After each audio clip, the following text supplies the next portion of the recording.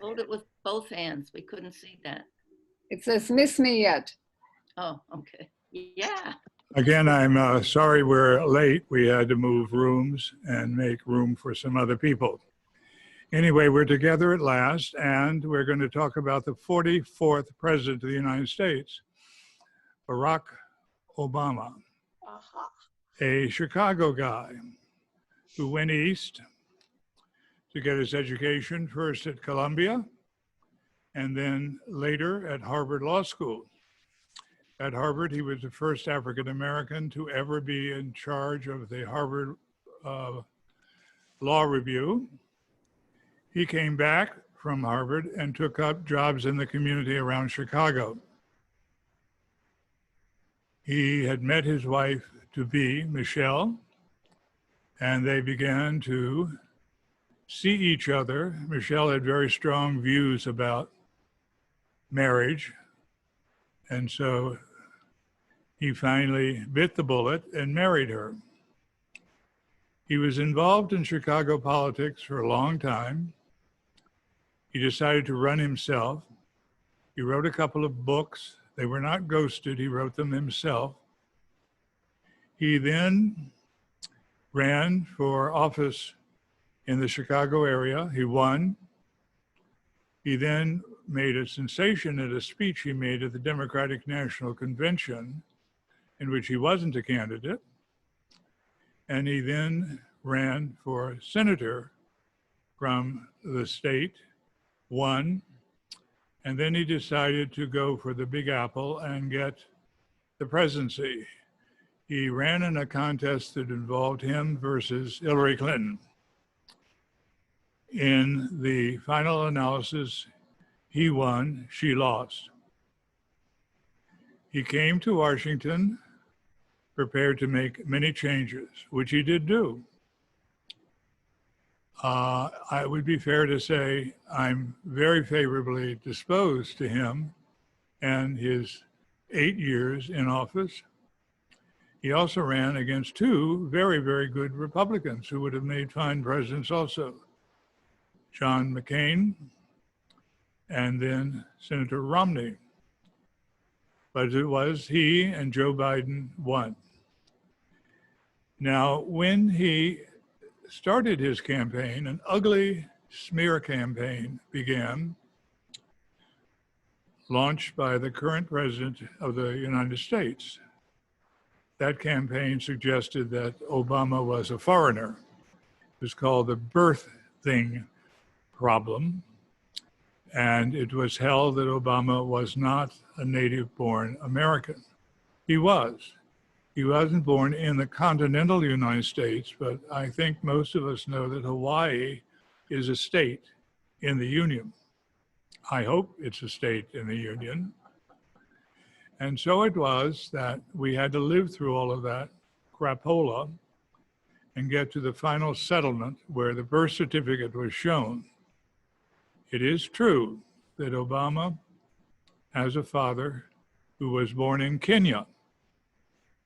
But there are lots of people who had fathers who were born elsewhere and who still became presidents of the United States.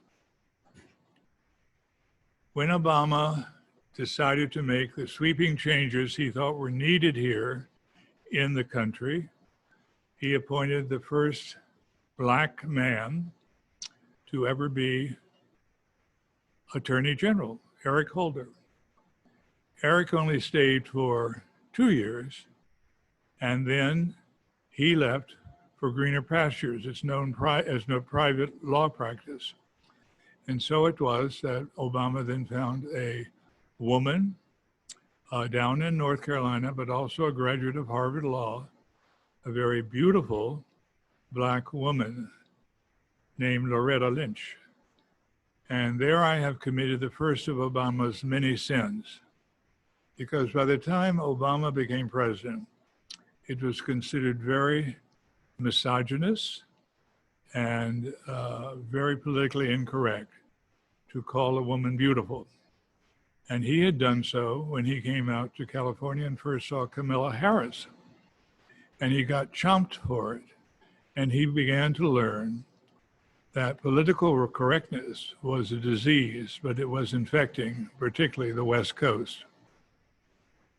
He survived that little bout with the PC folks and went on to also appoint a woman as Secretary of State. That, of course, was Hillary Rodham Clinton. Now, in his 8 years, he did many things, and we don't want to sit here and just list those. So I thought I'd take you through the great successes and the terrible failures. Why don't we start with a success, which was built on a series of serious American failures. And this was his new relationship with the island of Cuba. Whether you are aware or not, we started a war, an unjust war with Spain. And in that process, we used the press, yellow journalism. The worst example was here in California. Where else? The Hearst papers, the San Francisco Chronicle, for instance. And under Hearst's leadership, and also Pulitzer's leadership in St. Louis, we had these charges that the Spanish had blown up our warship in Havana Harbor, and we were going to go to war. And we went to war. Many years later, when we went down to look at the sunken hulk of the USS Maine, we discovered it was sunk by an internal implosion and not an external plot by Spain to sink our warship. Nevertheless, we invaded. Nevertheless, we even took the Spanish possessions in Asia, the Philippines, and made them our colony.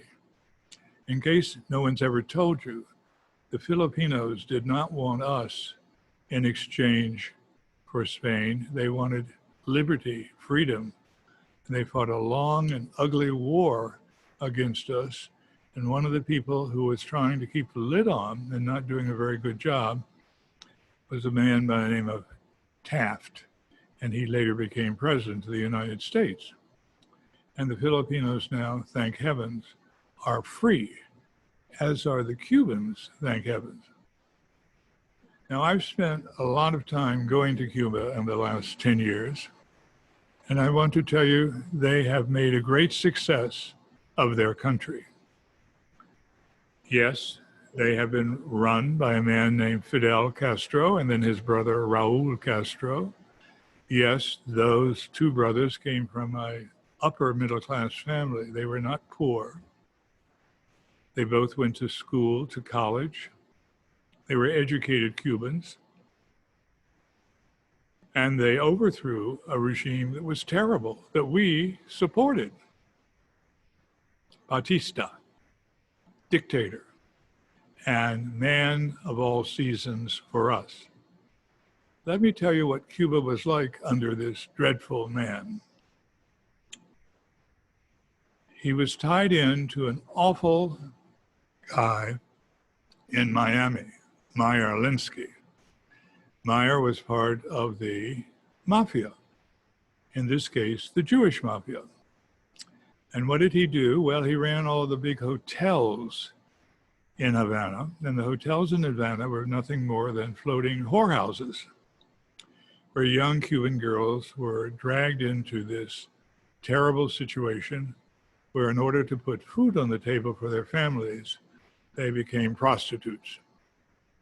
Really nice guy. He's also charged with gambling. Many Americans liked to go to Cuba in the old days to gamble. They went to the famous National Hotel run by Meyer Lansky and Company, where you could see floor shows. What kind of floor shows? Basically, you'll excuse my language, they were tits and ass floor shows. They were women wearing basically maybe one or two feathers, and they were there to entertain the crop of Americans who were breaking loose from their own restraints at home and acting badly abroad. So it was when the Castros decided to rebel from all of this that they brought liberation, not Marxism. In fact, there's an old story in Moscow among Moscow hands that at the time of this Cuban imbroglio in which the Russians got involved, or the Soviets, Nikita Khrushchev was given a lecture at the Politburo by the man in charge of ideology. This man was named Suslov, and Suslov maintained that Castro and his revolution could not be a Marxist revolution because they didn't have a real working class. They had not gone through the very stages that other Marxists had gone through to get to the revolutionary moment of becoming a Marxist state. Khrushchev himself, who was a fat old man from the Ukraine who wasn't interested in this toxic ideology, and he told Suslov to shut up. And he went ahead and pronounced that Cuba would be a friend of the Soviet Union and the Soviet Union a friend of Cuba's. But as it happened, the United States could not tolerate the fact that somebody might not want to be in any way involved with us. And so, in the process of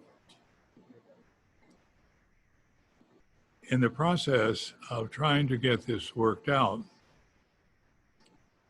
the Eisenhower administration decided we had to throw them out of, that is, the Castro brothers, out of power. And they planned it through the CIA. And then they got out of office just in time for the Kennedy, the Irish mafia, to come down from Boston and launch the famous Bay of Pigs invasion. And guess what? We, the United States, lost. Castro's forces came down to the beaches on the Caribbean side and beat our surrogates who had been raised in Guatemala and elsewhere to invade.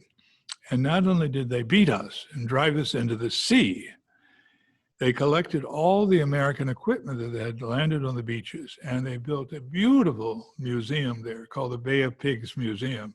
And if you go, you should go and see this museum.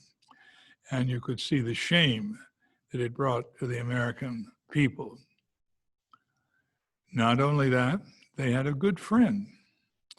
He was an Argentine. He was a upper middle class Argentinian student. He was a medical student. His name is Che Guevara. There's a wonderful book and a wonderful film, The Motorcycle Diaries of Che Guevara. Che worked with him also.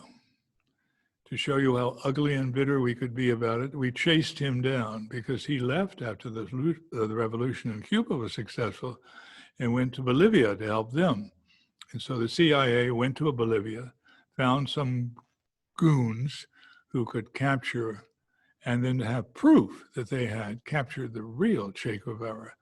We ordered up his hands to be cut off, and the hands were shipped to CIA headquarters in Northern Virginia. Isn't that wonderful? So I guess if you want to see Che Guevara's hands, you could ask for a tour at Langley to look at a frozen set of hands that once belonged to Che Guevara. Now, needless to say, all these stories got out, and all of Central and South America made heroes out of these people.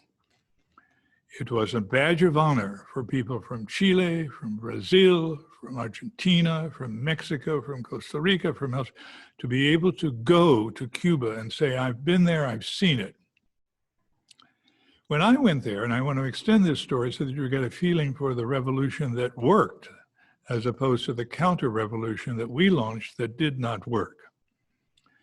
When I brought people there, I said immediately, I want to see something of old Havana, Havana Viejo, the old city. And inside that city, I said, I want to go to things associated with Ernest Hemingway. Hemingway's finca, his plantation house, is there in the hills overlooking Havana. They have made a national hero out of Hemingway, and they have preserved his plantation house.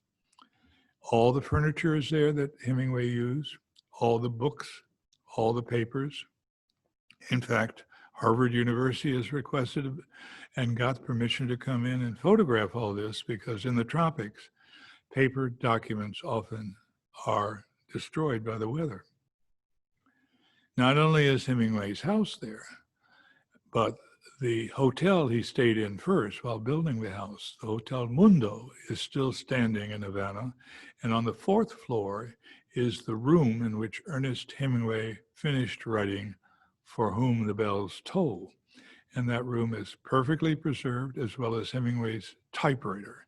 And you can go there on a visit. And then the famous bar in Havana where Hemingway supposedly created the first daiquiri, that bar is open and you can go there and you can order a daiquiri. And all of this is preserved in honor of this great American writer. And it's preserved at the cost and expense of the Cuban people, who also, down near the seashore, took a number of the propellers off their old sailing ships and had an artist come and make a statue out of these propellers, a bust statue of Ernest Hemingway, in honor of his last great book, The Old Man and the Sea. So it's amazing for Americans to be shown that there's a positive connection to us. But don't stop there. Make sure you ask, which I demanded, that you get a tour up in the countryside, in the hills, of villages. And at those villages, demand that you get to see the healthcare system. And there are healthcare systems throughout the island for everybody, not just for the few, not for just the party members, not just the Castros, but for everybody. In a nation that had zero health care when Castro came to power, it now has total health care. Before we had national health care. Then don't stop there. Make sure you ask to go see a primary school. Anyone will do. 4th grade, 5th, go to a classroom, sit and watch the students. When Castro came to power, less than 10% of the population was literate or numerate, could work with either letters or numbers. Now, the percentage is 100%. It's absolutely necessary that everyone get a first-class education. And this is an achievement of the Castro regime. Medical care and education, amazing achievement, something we have problems with in this country still today, and yet they've done it ahead of us. So when you do go, and I would advise you to go as soon as you can, because Obama at least made it possible. What did Obama do? Well, number one, he was being pressured. By whom? Not by his wife, Michelle, but by a place located in the middle of Italy, in the middle of Rome. It's called Vatican City. The Pope, regardless of what we thought, decided to visit Cuba several times.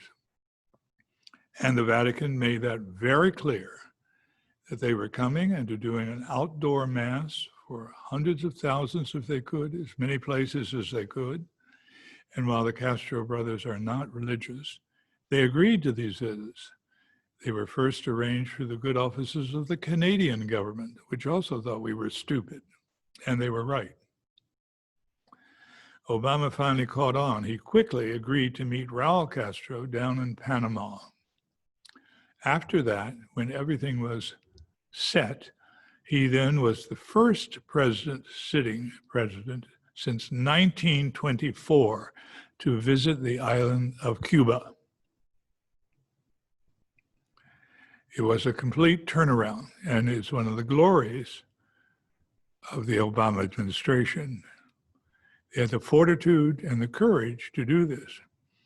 Now, while they had this courage, they were met with a terrible backlash, because within the Republican Party, there was a group who had decided to go to the far right, about as far as you could go without falling off a cliff. They're known affectionately by some and unaffectionately by me as the Tea Party.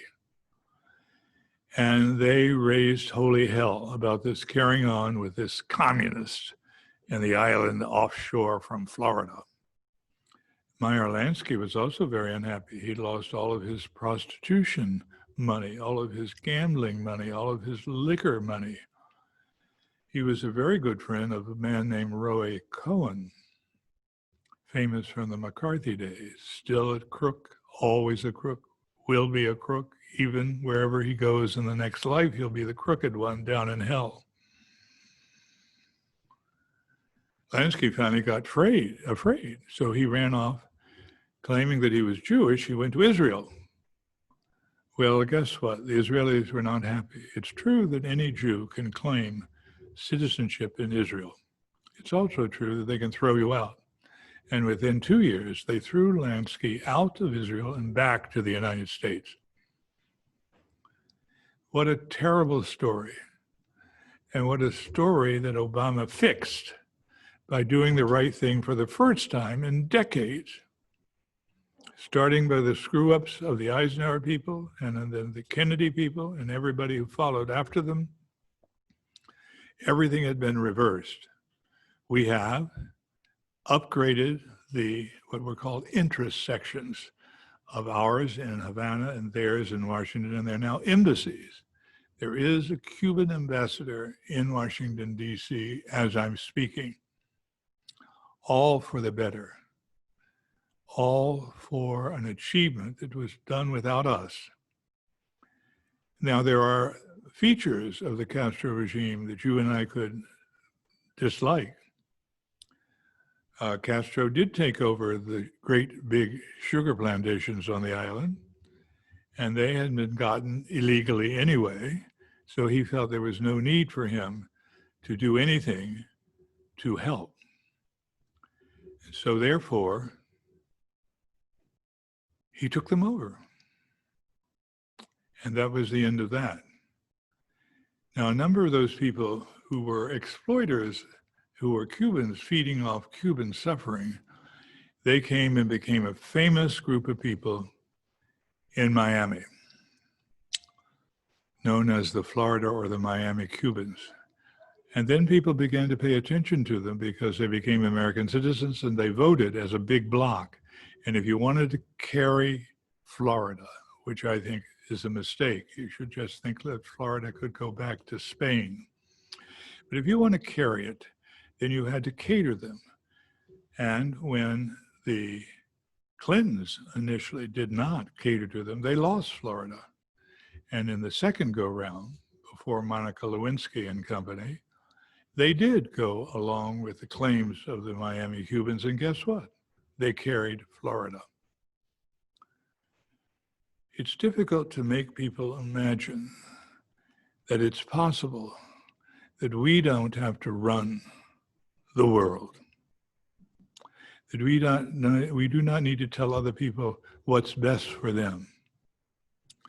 And Cuba has been better off without us than she ever was with us. And really good Cubans know that.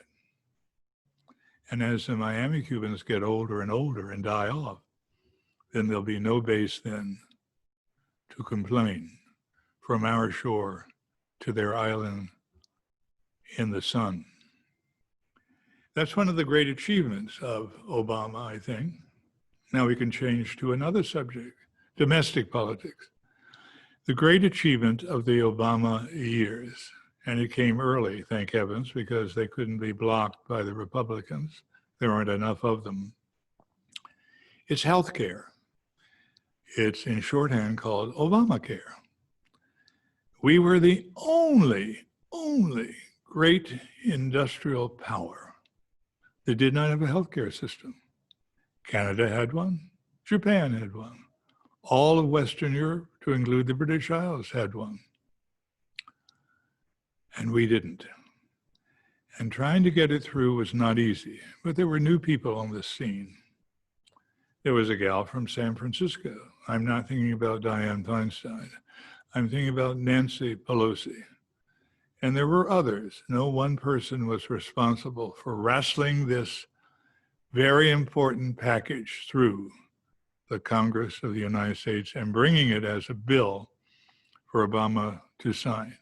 He worked hard, he organized, and tried to make sure that people understood why it was a very necessary thing to have a national healthcare program. And it is the greatest achievement of Obama's domestic politics.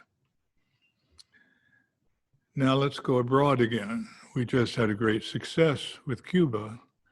Now we'll have a great failure with Libya. What we were doing in Libya is hard to explain to anybody today. I've gone to Libya just like I've gone to Cuba several times. Why would you go to Libya? It's 95% Sahara Desert. The only part that's livable is a small strip along the coast, a little bit of green that comes with the rains that fall along the coast. But way before even I was born, in the heyday of the Roman Empire, there was an emperor who was born in Libya.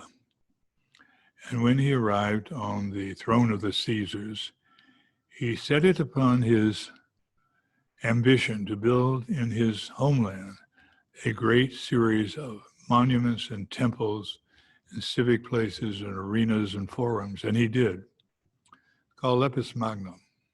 It's incredibly beautiful because when the Roman Empire went, everyone who lived there went, and all that was left are the marble monuments, and they are glorious. So I took a group of Berkeley alumni, and we went on a small ship.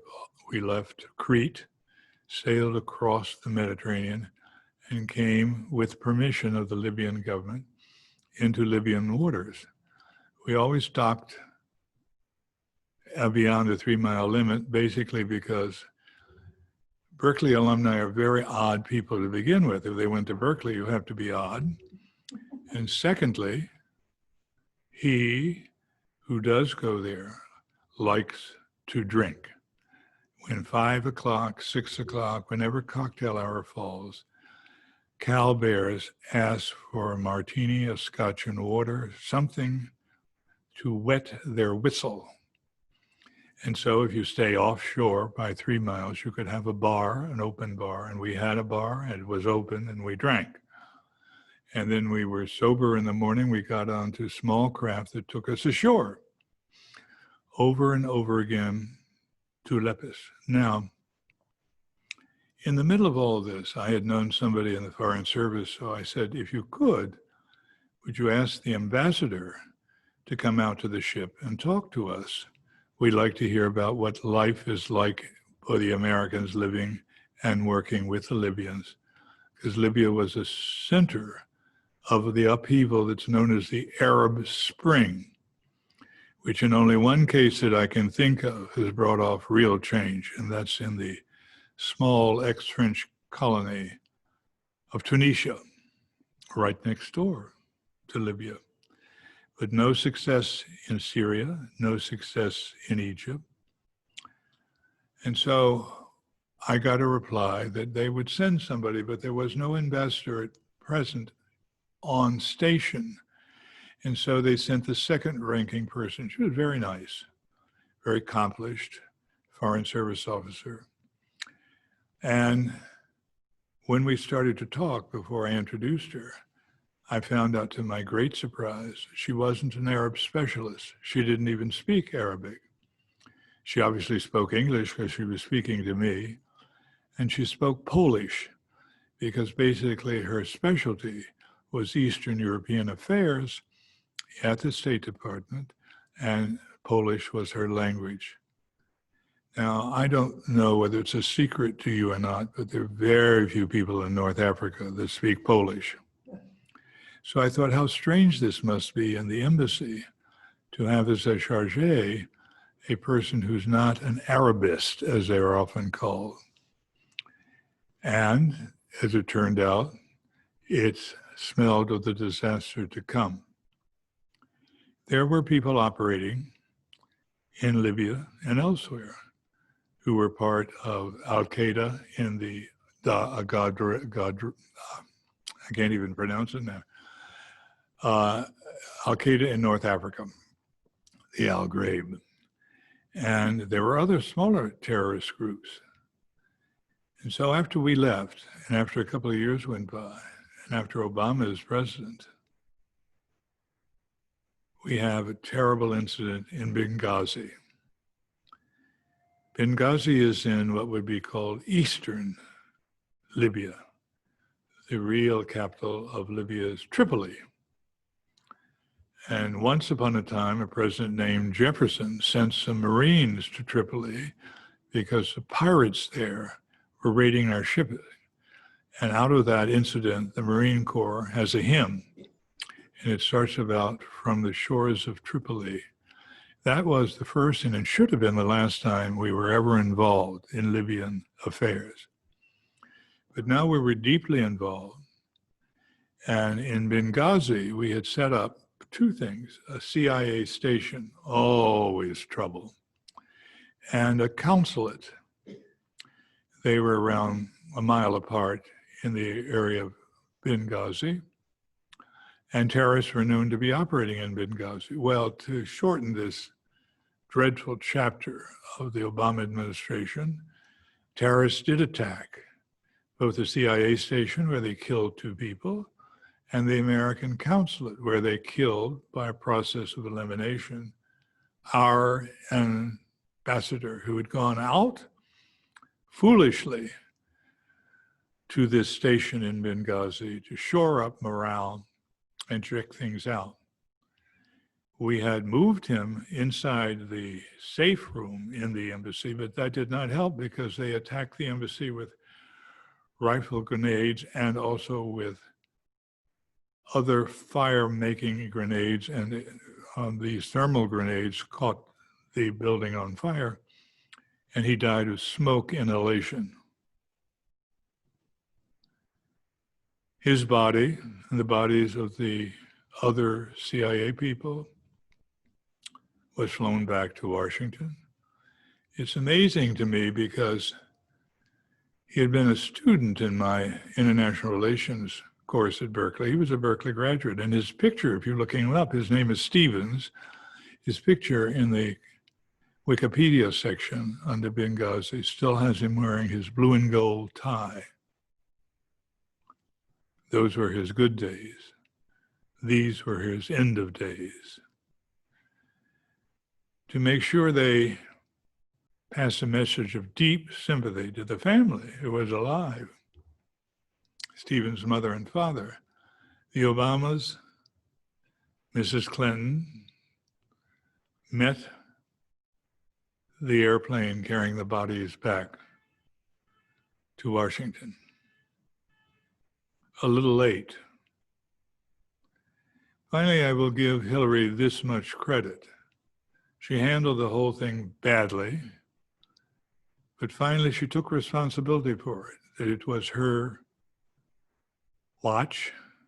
It happened on her watch, which it did, and she was responsible for the failure of the State Department of the United States to secure this consulate in very dangerous land. So you have Cuba, then you have Libya.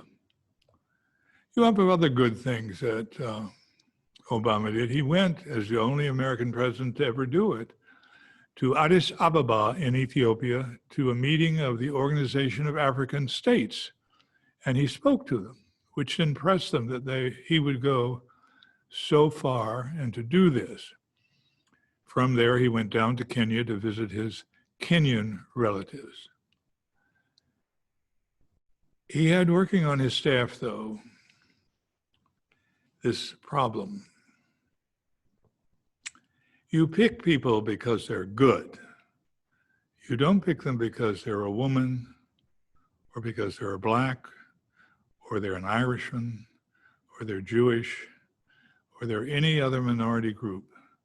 You pick them because they're good.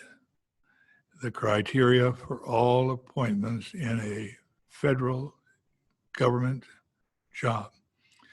And I can understand that Obama wanted to show his feelings about this issue by picking out of a pile of people, lots of nominations, all equal. Then he might turn, as he did in the case of his two attorney generals, to Black Americans, but only when they were in a pile that was marked, these are the top choices, not simply because this one's a woman, that one's a Catholic, this one's a Jew, that one's a Muslim.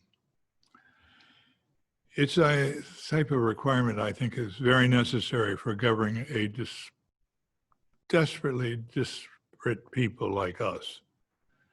We are not really, in many ways, a country. We are a continent, and it's always hard to govern a continent with so many different views. And in that process, I would like to mention another aspect of the Obama administration. He did send two very good, and I am sure they were chosen out of a pool of very good legal people, legal beavers as they're called sometimes. He sent two nominations that did get approved to the Supreme Court, Kagan and Sotomayor. Both are women.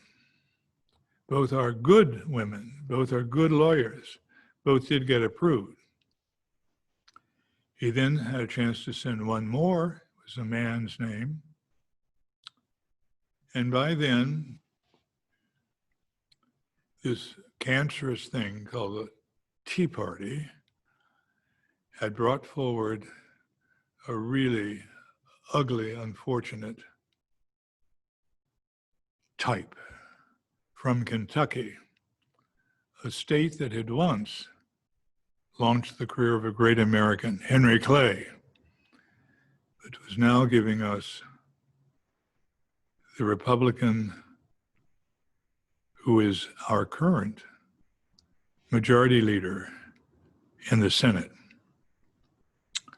And due to his efforts, this last nominee never got a chance to even be heard. His nomination was never even thought about.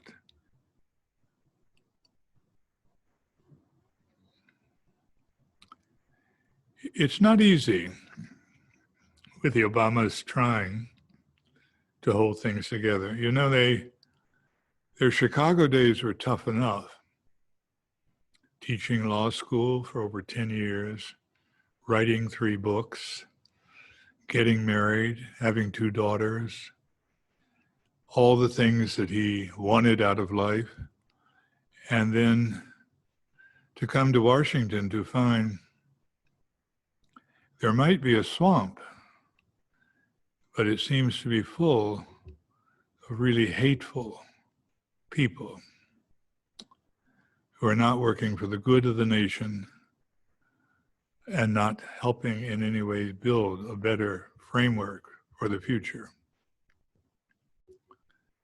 To sort of settle in at the White House, they followed the advice of Harry Truman.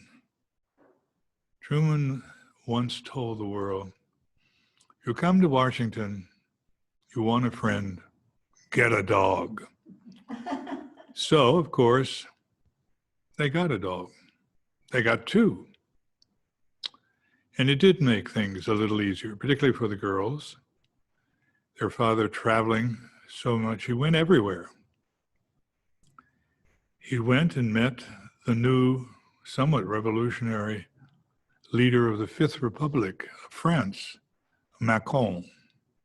They got along splendidly. He also went and met the German Chancellor, Merkel. He tried also to survive with Putin. Unfortunately, we had handled Putin and the whole transition of the Soviet Union into Russia very badly. And so the incident of the Ukraine should never have been the incident that it was. Ukraine never, ever, ever had any claim on the Crimean Peninsula. If anyone has a claim on the Crimeans, it's the Turks. And it fell to Catherine the Great, who happens to be a German woman now ruling Russia, Catherine the Great, to take the Crimea away in a war from Turkey. And it had always been Russian. And the people there are Russian, and the people there speak Russian and write Russian and talk Russian. But in all of his blundering foolishness, Khrushchev decided as a gift, since he was from the Ukraine, to give the Crimea to the Ukraine. And that's its claim to this area, which has since become a red mark that bothered even the Obama administration. So we fell out again. In fact, Obama even decided to improve our arsenal of nuclear weapons as if we needed any more ability to kill everybody twice over. So we put in billions of more dollars for newer nukes. How wonderful. Not only did he make that mistake in defense policy, he found that he was being criticized by the military. General McChrystal, who was running the whole show in Afghanistan, launched a series of open criticisms of Obama. So he was fired. Another more charismatic general took over. Petraeus, General Petraeus, the White Knight. He was so good that without complete vetting, Obama brought him back and made him the director of the Central Intelligence Agency. Unfortunately, Petraeus had the same problem that Clinton had. His zipper was stuck on the downside, and he had a girlfriend and also a wife, and you can't have both in official Washington. And when the press got hold of it, that had a heyday. And so Petraeus was betrayed and fired. So these little things began to inch up on Obama. Obama had also made it very clear that his family were Christians. They did not attend church on any regular basis. And he decided one day, foolishly, to comment. He'd already gotten in trouble because the minister he had in Chicago had made some very ugly statements against white people. So the Obamas officially resigned from that church and founded a local church in Washington. Not that they were regular attendees, but at least they could disassociate themselves from this man who had spoken ill of white people. And then, for some odd reason in which he should have remained forever quiet, Obama then expressed himself on the subject of gay marriages.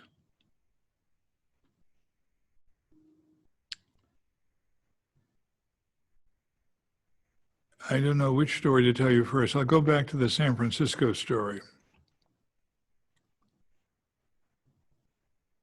There was a man that was known as the mayor of Castro Street. That's an unofficial title. There is no such mayor of a street. It's a honorary title that the gay community gave. He got elected to the Board of Supervisors. At the same time, Dan White lost his, and infuriated, Dan White got a gun came to City Hall and killed the gay mayor of Castro Street, as well as the mayor himself of San Francisco. 2 murders one day.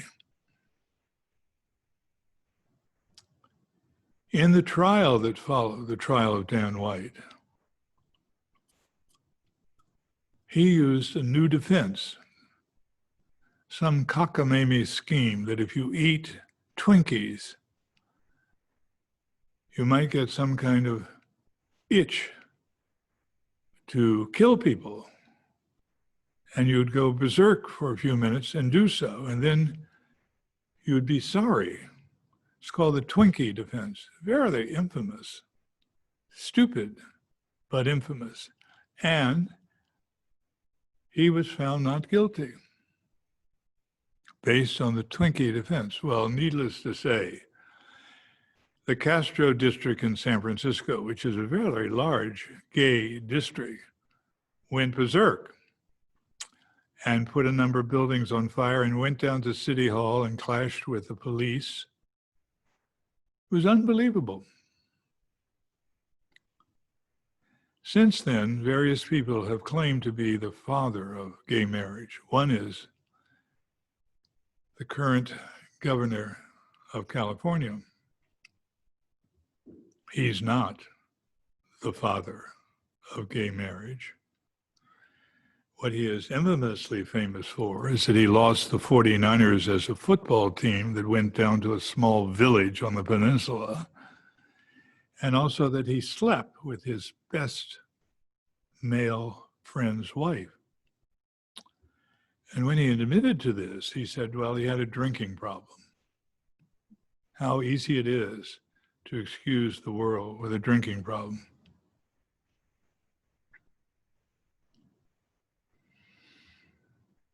Terrible times. Now, all this is past history. It's not part of Obama's career. He's in Chicago. Now he's in Washington. And so what does he do stupidly? He decides to let everybody know, in the press in particular, that he does not believe in gay marriage. Well, somebody, it must have been Michelle, said to him later, you need to correct that statement, that if 2 people are in love, they form a union, they adopt children who are not being adopted, they give those children a life and a chance. That's real love. And you should know that. And he should have. And he should have at least consulted with the Supreme Court, which had already made Clinton's stupid mistake of declaring that the only real marriage is between a woman and a man. And they found that unconstitutional. It had been settled by the court, but now it's being unsettled again by Barack Obama. Well, guess what? Whoever talked to him convinced him to quickly change his mind, and he did. But he should have never had to change his mind. It should have been a fait accompli. We even now have, in this recent run for the Democratic convention, for the Democratic nomination, which convention is going on now, we had a gay man running openly, with his partner named openly, with his pictures in the paper openly. The world has changed. Now, if you don't like gay marriage, that's your privilege. You don't have to have one. But the toleration that supposedly exists in our nation is for everybody, not for a select few, as it was in the very beginning of our country. You know, so many of you assume that it was this way always. In the beginning of our country, less than 1/6 of the population could even vote. No women could vote. No African Americans could vote. No non-Christian could vote. No non-property holder could vote. I mean, you're talking about a tiny, tiny group of people who could cast a ballot in 1776 or 1786 or 1746. Finally, women did get the vote. Finally, slavery was over. But it was a long, difficult, mean-spirited contest to get to the better side, to the other side of the river. Obama led us on that trip. He made major contributions to the country. He tried to speak openly to the world. His achievements are incredibly high marks for any president. He is, in fact, a generous, gentle guy who did the best he could while in the White House. And he still works today while in Washington, living there with his wife and 2 daughters and their dogs, to be the best citizen and to continue to make contributions. He's busy at work on his presidential library, which will be, of course, where else but in Chicago.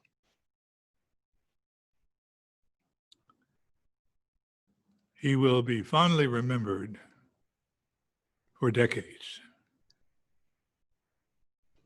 He was among the greats. And we were lucky to have him.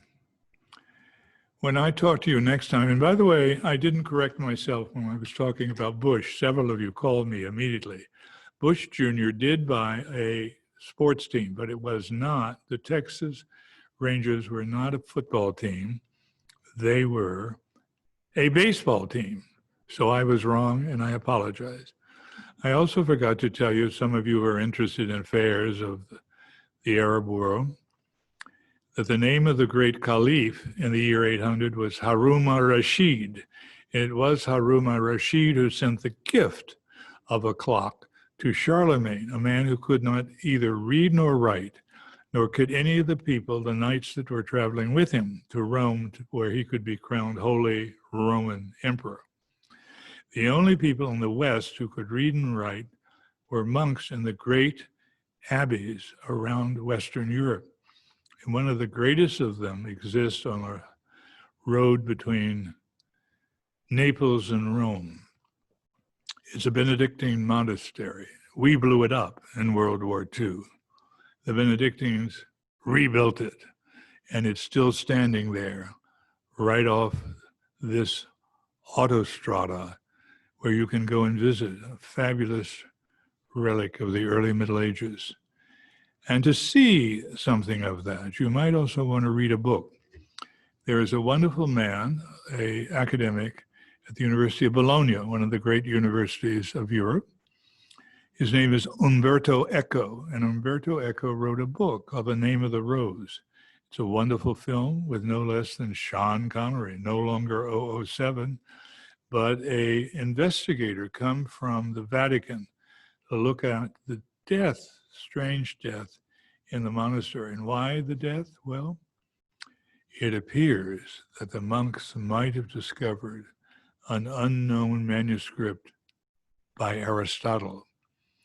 And while this is not a lecture on liturgy, you should know that in the early Christian church, Augustine of Hippo, St. Augustine, was the man who made it possible for the church to include Plato among early philosophers they approved of, and St. Thomas Aquinas later in Spain, who approved and brought in the work of Aristotle.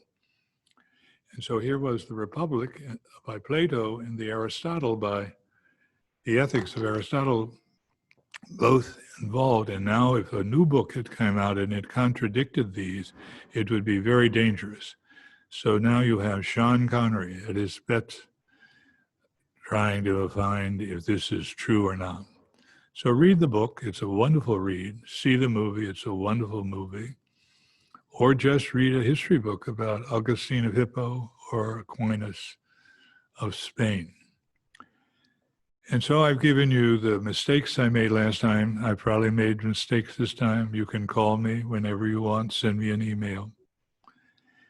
And I think the next time we meet, I'm certainly not going to do the current person in the White House. What I will do instead is go back to the 20s, the Jazz Age, and do 3 presidents all in one sitting. That will be Harding, a very good-looking crook, and then it'll be Coolidge, and then it'll be Hoover. And we will get the 20s done. And then next time after that, we will do the progressive period. That will be Roosevelt, Teddy, and then it'll be Taft for 1 time, and then Wilson for 2 times. And all the troubles that came and the corrections on life that came with the glorious reforms of the progressive movement. So if you want to listen, do come back. I will try desperately to be on time the next time. Thank you very much. Thank you, Patrick. Thank you.